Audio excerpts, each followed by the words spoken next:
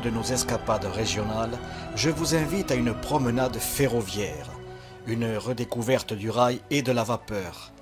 C'est dans cette région du Tarn, à Saint-Lieu-les-Lavores, seulement à 47 km de Toulouse et 20 km d'Albi, que des passionnés du chemin de fer ont redonné vie à ce tronçon oublié des Années-Verts. Ici, entre les plaines albigeoises et au loin la montagne noire, les locomotives crachent leurs nuages de vapeur. Et c'est comme si le temps n'avait plus d'emprise.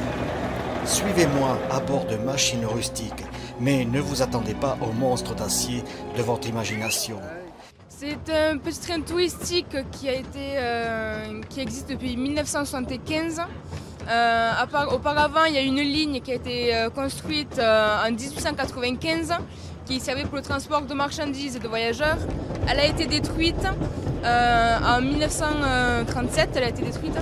Et ensuite, dans les années 60, un groupe de passionnés de chemin de fer ont voulu créer un train touristique en France. Et donc ils ont trouvé ce terrain. Le département du Tarn a accepté de leur céder le terrain. Et peu de temps après, ils ont trouvé du matériel. Et donc avec ce matériel, ils ont commencé à reconstruire la ligne en 1974. Et ils ont mis un an pour finir de la construire entièrement. Et petit à petit, ils ont accumulé du matériel. Puisqu'au début, ils ne roulaient qu'avec des wagons voyageurs qui faisaient 6 places. C'était des anciennes bennes à sel qui ont été transformées en wagons voyageurs. Et petit à petit, ils ont reproduit d'anciennes voitures comme celle-ci qui sont les répliques exactes de celles d'avant. Et ils continuent toujours de faire circuler les trains chaque année. Aujourd'hui, je suis chef de train. Je suis la sécurité à bord du train, vu que là, il y a le frein juste à côté. Et au milieu du parcours, je raconte un peu l'histoire du petit train aux voyageurs.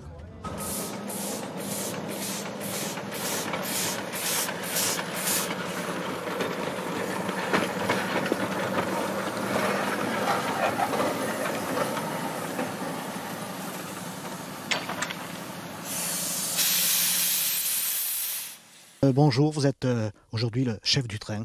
Oui, enfin, je suis le mécanicien du train, plus exactement. Alors, il y a combien de temps que vous officiez au sein de cette fédération touristique du Tarn? Alors en fait, moi j'ai commencé petit, puisque j'étais là en 85. Je suis revenu ici il y a 7 ans quasiment, pour faire fonctionner le train en fait.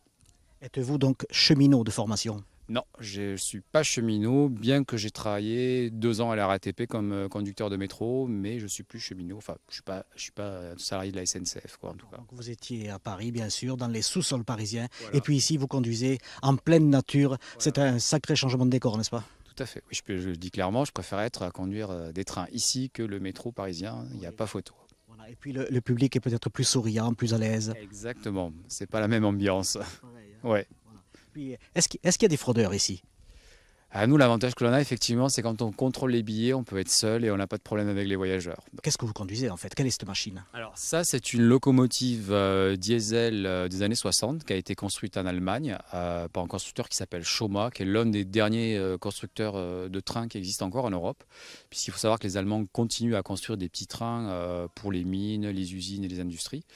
Et cette locomotive-là, elle a été construite en Allemagne, mais on l'a récupérée en fait en Espagne. Il faut le savoir que dans nos collections de matériel, on va chercher du matériel parfois très très loin, quoi.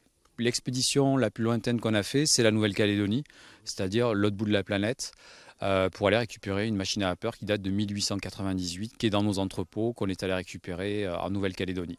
Et pourquoi aller si loin? Ça a un coût phénoménal, ça. Qu'est-ce qui paye là?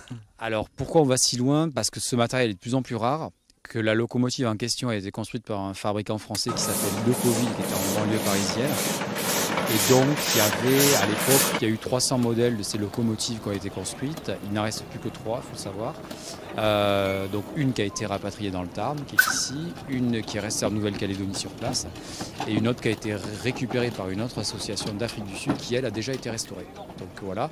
Et celle-ci, donc on l'a récupérée, elle est classée monument historique. Et donc, on espère d'ici 4-5 ans pouvoir la restaurer et la remettre en état. Alors, elle est en très mauvais état, malgré les apparences, mais il faut savoir qu'on a restauré déjà des machines qui étaient effectivement en très mauvais état. Donc voilà, on a été aidé par l'armée française pour la ramener de Nouvelle-Calédonie, parce que notamment sur cette machine-là. Il faut savoir qu'on a dû la sortir en hélicoptère de la forêt, ce qui n'est pas banal pour une locomotive à vapeur, alors en plusieurs morceaux puisqu'elle est très lourde. Je suis passionné depuis que je suis enfant des trains. J'ai commencé comme tout le monde, je dirais, avec un réseau de trains électriques. Et puis une fois, comme beaucoup d'enfants, je suis venu ici avec l'école dans le cadre d'une sortie scolaire. Et quand j'étais venu, je me suis dit, quand je serai plus grand, j'en ferai partie. Et effectivement, j'en ai fait partie. Comme je dis, j'ai abandonné les petits trains pour les trains un peu plus grands. Et voilà quoi. En fait, le rêve s'est réalisé. Le rêve s'est réalisé, mais curieusement, je veux dire, autant en ayant travaillé comme vrai cheminot, on va dire, si je puis dire, à la RATP, je préfère être cheminot sur un train touristique. Je crois que nous l'avons compris, effectivement. Voilà. Alors, le public, là, se remonte dans les wagons, puisque, bien sûr, on va continuer. Et, ça fait une distance, combien le point d'aller à point d'arrivée? Ça fait à peu près 4 km, et il nous reste encore 1 km de ligne à construire au-delà du Jardin des Martels, puisqu'il faut savoir que c'est une ancienne ligne historique et qui a fermé en 1936. Et donc, il nous reste encore 1 km de ligne à construire au-delà du Jardin des Martels, quoi. Donc, le projet est toujours en construction, c'est ça? C'est toujours en construction. Alors maintenant, c'est vrai que on est obligé de faire des choix parce qu'on n'est pas assez de bénévoles. La priorité aujourd'hui au niveau de nos projets, c'est l'ouverture d'un musée qui sera à Saint-Lieu, qui fera 1200 mètres carrés, qui est à la sortie du village et qui, si tout se passe bien, ouvrira au public dans 3-4 ans.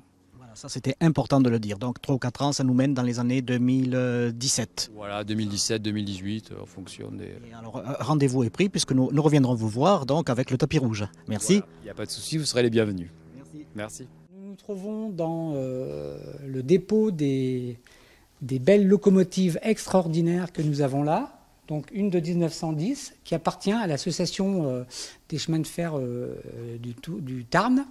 Ces machines sont entretenues par l'association pour vous permettre de découvrir cette petite vallée du Tarn au pied du village de Giroussens, qui va vous mener de la gare de Saint-Lieu-et-Lavore au Jardin des Martels, un des plus beaux jardins de France que vous découvrirez idéalement quand vous serez descendu du train.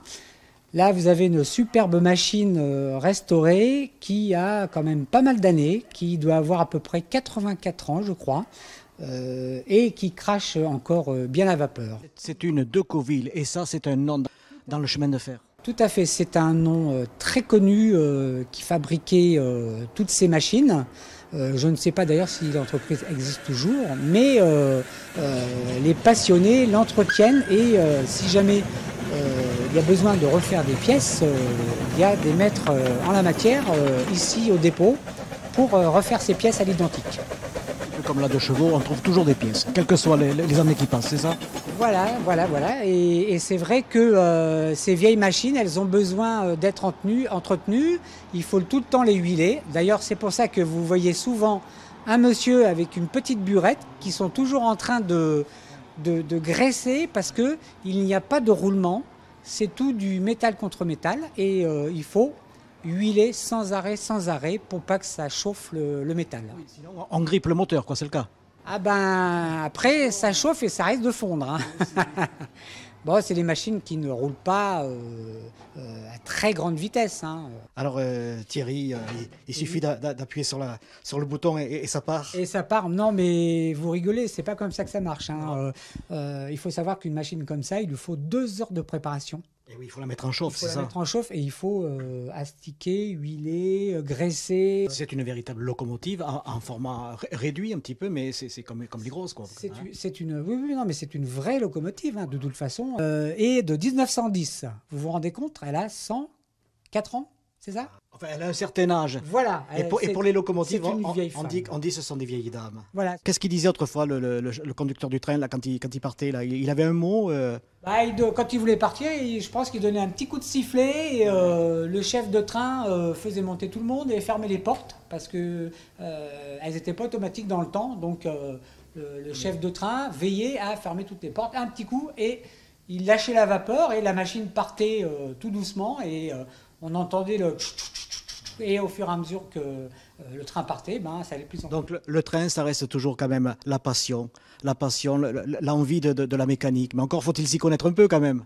Bien sûr, bien sûr. Bon, la mécanique, il y avait des gens passionnés et c'était une mécanique toute simple, hein. Il n'y avait pas de circuit électrique, il n'y avait pas d'ordinateur à l'intérieur, il n'y avait rien de... Donc c'était tout à l'œil et à l'oreille et au nez. Voilà, donc je pense que... on a tous une voiture et quand on entend un bruit un petit peu particulier, on se dit « Ah, qu'est-ce qu'il y a ?» Et je pense que pour une machine... Alors ici, bien sûr, nous sommes dans un atelier, mais si on pouvait enregistrer les odeurs, eh bien laissez-moi vous dire qu'il y a encore une odeur de charbon quelque part qui persiste. Bien sûr, du charbon qui malheureusement n'est plus exploité chez nous. Encore un petit peu en Allemagne, oui, bien sûr, ils ont des centrales à charbon, bien sûr, donc il faut les alimenter. Donc je pense que les machines qui tournent encore au charbon, on fait venir le charbon d'Allemagne.